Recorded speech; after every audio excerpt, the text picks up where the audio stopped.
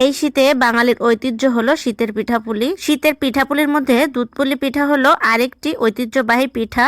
এই শীতে প্রায় প্রতিটি ঘরে ঘরে শীতের পিঠাপুলি তৈরি করে থাকে। তবে সব দিক থেকে পুলি পিঠা বানানো একদমই সহজ, তবে খেতেও কিন্তু ভীষণ মজার হয়। এই দুধপুলি পিঠা ভেঙেও যাবে না, আবার সফটও থাকবে। তাহলে চলুন কিভাবে দুধপুলি পিঠা বানিয়েছি দেখিয়ে দিই। বিসমিল্লাহ। প্রথমে ফ্রিজের দুধটাকে একটি পাতিলে ঢেলে এক সাইডে রেখে দিচ্ছি। এখন একটি প্যানে হাফ গ্লাস দুধ দিয়ে নিলাম। এরপরে দিচ্ছি মিষ্টি অনুযায়ী পাটারি এবং স্বাদ মতো একটু লবণ দিয়ে দিলাম। এবার পাটারি আর দুধটাকে মিশিয়ে নিচ্ছি। মিষ্টিটা মিশে গেলে এরপরে দিয়ে দিচ্ছি একটা এলাচ আর একটা দারচিনি। এরপরে দিয়ে দিচ্ছি নারিকেল কুড়ানো। এখন নারিকেলটাকে জাল পাড়তে পারতে নারিকেলের একটি পুর তৈরি করে নিচ্ছি। নারিকেলের পুরটি হয়ে গেলে চুলায় দুধটা বসিয়ে দিলাম। এই নারিকেলের পুর যদি আপনি দুধ পাটারি দিয়ে তৈরি করেন তাহলে কিন্তু এমনিতেই খেতে ভালো লাগবে। এখন চুলায় কড়াই বসিয়ে দিচ্ছি এবং কড়াইয়ে দিয়ে দিলাম পানি আর দিয়ে দিলাম পরিমাণ মতো লবণ। এই পানির মধ্যে সামান্য পরিমাণে একটু তেল দিয়ে দিলাম যাতে আটার কারিটা একটু সফট হয়। এখন গরম পানির মধ্যে চালের গুঁড়াটি দিয়ে দিলাম। এই চালের গুঁড়াটি ভালোভাবে নেড়েচেড়ে সিদ্ধ করে নিতে হবে।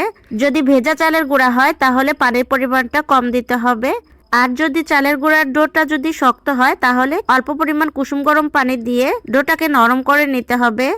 এবার হাত দিয়ে ভালোভাবে মেখে ডো তৈরি করে একটি বড় সাইজের রুটি তৈরি করে নিচ্ছি।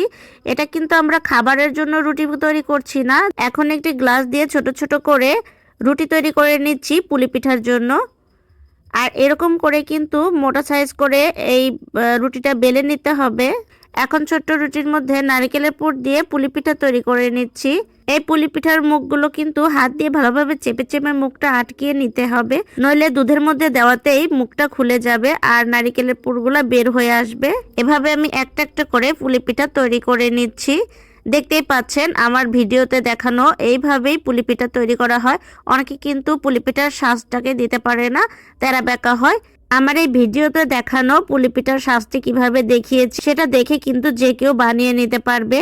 তো ভিডিওর মাঝখানে আমি একটা কথা বলি, আপনি যদি আমার নতুন দর্শক হন তাহলে ইউটিউব চ্যানেলে দেখে থাকলে অবশ্যই সাবস্ক্রাইব করে রাখবেন, আর ফেসবুক পেজে দেখে থাকলে অবশ্যই ফলো দিয়ে রাখবেন যাতে আমার প্রত্যেকটা ভিডিওর নোটিফিকেশন আপনার কাছে আগে পৌঁছায়। আরেকটি কথা সবাইকেই বলতে চাই, আমার চ্যানেলের ভিডিওগুলো যদি ভালো লাগে অবশ্যই লাইক আর কমেন্ট করে জানাবেন, এতে করে উৎসাহ অনেক বাড়বে আর নতুন নতুন রেসিপি দেওয়ার জন্য আমার আরো বেশি আগ্রহ জাগবে।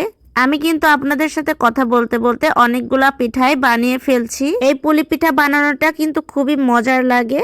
এই পিঠাটি যখন আপনার বানাতে বানাতে যখন আপনার হাতটা পাকা হয়ে যাবে তখন শুধু পিঠা বানাতেই শুধু মন চাইবে। এই পুলি পিঠা দেখতেও যেমন সুন্দর, খেতেও কিন্তু ভীষণ মজার। আমি কিন্তু একটি একটি করে অনেকগুলো পিঠা বানিয়ে ফেলেছি। দেখেন কি সুন্দর করে সাজিয়ে নিয়েছি।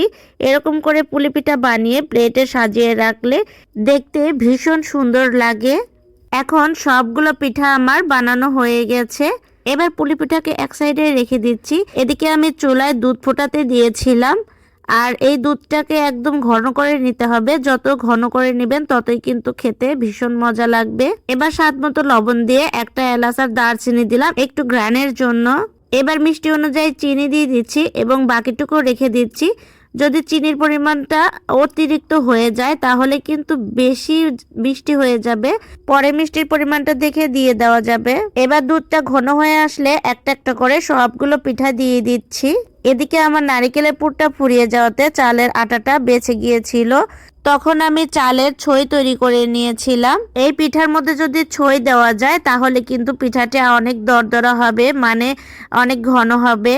যাই হোক, এতে করে কিন্তু খেতেও ভীষণ মজার লাগে। পুলি পিঠাগুলো হয়ে গেলে একটি বাসনে পরিবেশন করে নিচ্ছি। এইরকম পুলি পিঠা দেখলে যে কারো কিন্তু খেতে মন চাইবে।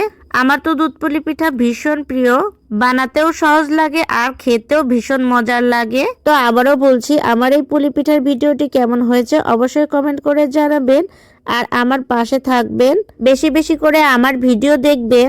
আমি আপনাদের জন্য খুব সহজভাবে কিন্তু আমার প্রত্যেকটা রেসিপি তৈরি করে দেখানোর চেষ্টা করি। তো সবাই ভালো থাকবেন, সুস্থ থাকবেন। আজকের মতো বিদায় নিচ্ছি। আল্লাহ হাফেজ।